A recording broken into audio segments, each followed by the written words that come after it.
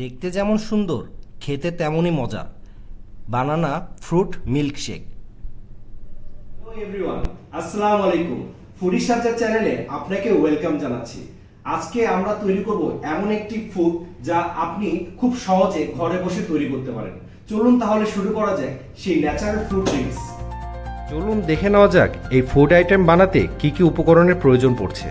প্রথমে কলা, দুধ, চিনি এবং দই, সাথে রয়েছে 2টি কফি এবং ডেকোরেশনের জন্য রয়েছে কাজু বাদাম এবং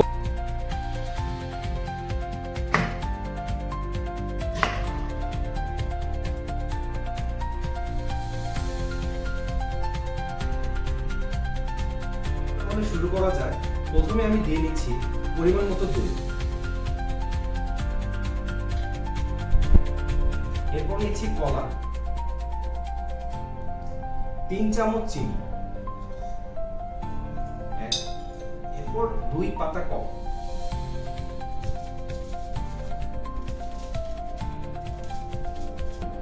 এখন দিব 1 কাপ দুধ, 5টি কাজু বাদাম,